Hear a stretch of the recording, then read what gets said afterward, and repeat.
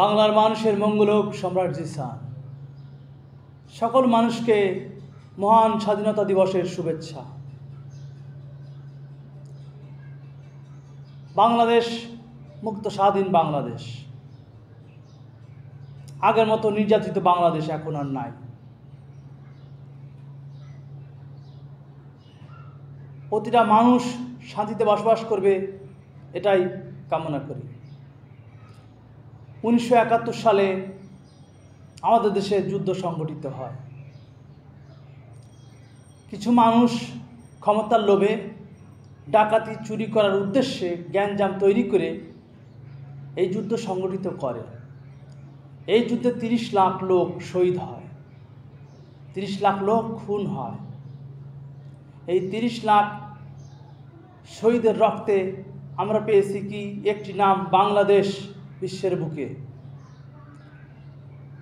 তখন পাকিস্তানিদের পতন হয়, কিন্তু পতনের পরেও তারা নেমেছিল স্টেপ বাই নেমে ক্ষতি করত বিভিন্নভাবে।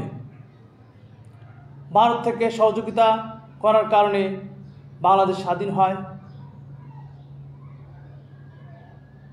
এই সুযোগটা কাজে লাগিয়ে বিভিন্ন কুমহলের লোকজন বিভিন্নভাবে বাংলাদেশে আবার বিভিন্ন কর্মকাণ্ড চালায়। বিশ্বের বিভিন্ন দেশ থেকে বিভিন্ন রকম কর্মকাণ্ড চালিয়ে দেশের ক্ষতি সাধিত করে বিভিন্ন লোকজন। সরকারি লোক দিয়ে ডাকাতি, খুন খারাপি, বিভিন্ন রকম নির্যাতনের সাথে বিভিন্ন রাজনৈতিক ব্যক্তি জড়িত আছে। বিশ্বের ভিতরে বাংলাদেশ দুর্নীতিতে 1 নাম্বার হয়। 2007 সাল থেকে আমি বাংলাদেশের জন্য কাজ শুরু করেছি। সকল বিষয় তদন্ত করে মানুষের শান্তি প্রতিষ্ঠা করার জন্য বিভিন্ন পন্থায় মানুষের দোয়ায় সফল হয়েছি। 2020 সালে বাংলাদেশের নিয়ন্ত্রণ করেছি, মুক্ত বাংলাদেশ তৈরি করেছি। স্টেপ বাই স্টেপ 2024-এ বাংলাদেশ মুক্তি পেয়েছে। 1971 সালে আমরা বাংলাদেশ নামকরণে বাংলাদেশ পেয়েছি, আর 2024 সালে আমরা বাংলাদেশকে মুক্ত করেছি। কারো কাছে বাংলাদেশ বন্দী ছিল, সেই বন্দী দশা থেকে মুক্ত করেছি।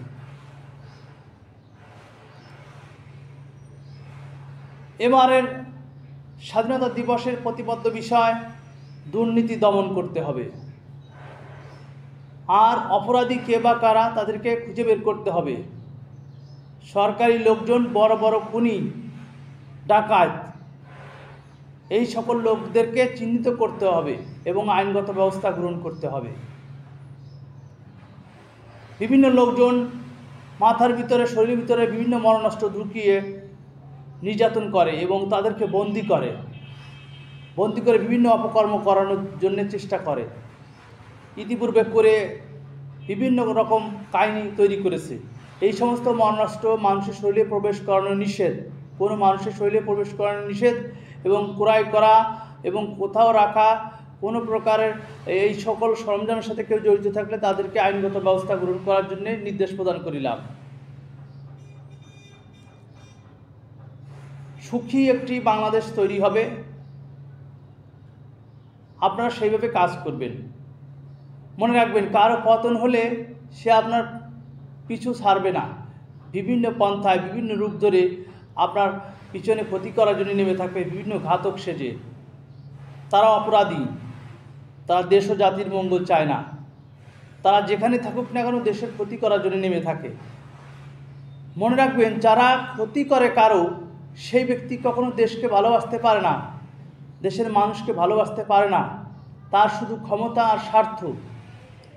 স্বার্থর লোভে মানুষকে ক্ষতি করে চলেছে। যখন কোনো একটি শিশু স্কুলে যায়, পড়াশোনা শেখে, আদর্শ শিক্ষায় শিক্ষিত হয়, তখন সে কর্মজীবনে এসে খুন করে, সরকারি চাকরি নিয়ে খুন করে। কি একটা পেশা! লোকজন এই পেশা কে বানিয়েছে? রাজনীতি ব্যক্তিবর্গ বানিয়েছে। তারা আইন নিয়ে বেআইনি কাজ করাচ্ছে। আইন নিয়ে পড়াশোনা করে সে বেআইনি কাজ করছে, বলছে এটাই আইন, আমরা যা বলবো তাই আইন। সবাইকে মনে রাখতে হবে, দুর্নীতি মুক্ত বাংলাদেশ গড়তে হবে। যে দুর্নীতি আগে করত তাদেরকে ধরার জন্য যে দুর্নীতি দমন কমিশন ছিল, তারাও দেখা যাচ্ছে দুর্নীতির সাথে জড়িত আছে, বরাবর দুর্নীতির সাথে জড়িত আছে। তাহলে দুর্নীতি দমন হবে কি করে?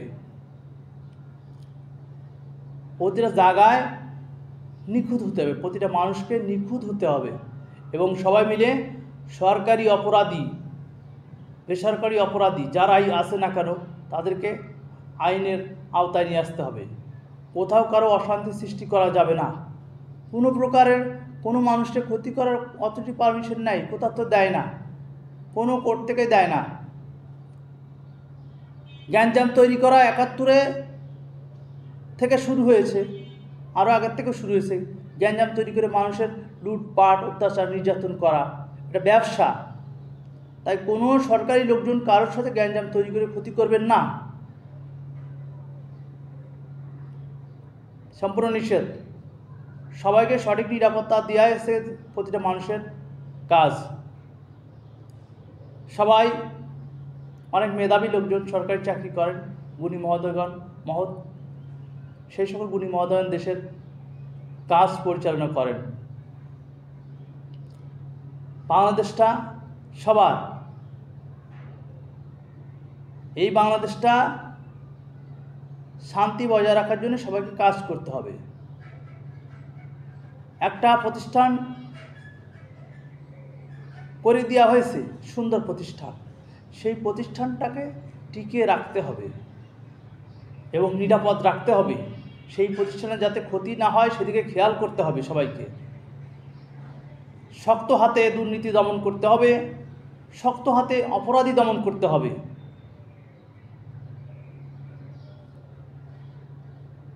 ইতিপূর্বে মহান মুক্তিযোদ্ধাগণ নির্যাতিত হতেন, বিভিন্ন রূপ ধরে মাননীয় মুক্তিযোদ্ধা মহোদয়গণকে নির্যাতন করত। ২০২০ সালের পর থেকে নির্যাতন বন্ধ হয়েছে। মনে রাখবেন, ঘাতক আপনার পিছু ছাড়ে নাই। সেরেছে কবে? ২০২০ সালের পরে তাদের স্বার্থ পূরণ করা হয়েছে, তারপরে সেরেছে। কিন্তু তারপরও যারা ছিল তাদের পতন হয়েছে, তারা আপনার পিছু ছাড়ে নাই। আপনাদেরকে সতর্ক থাকতে হবে, চোখ কান খোলা রাখতে হবে, দেশকে সঠিকভাবে পরিচালনা করতে হবে। জয় জনতা পার্টির, জয় বাংলার মানুষের, জয় বিশ্ববাসীর। সম্রাট আনারুল নূর জিসান।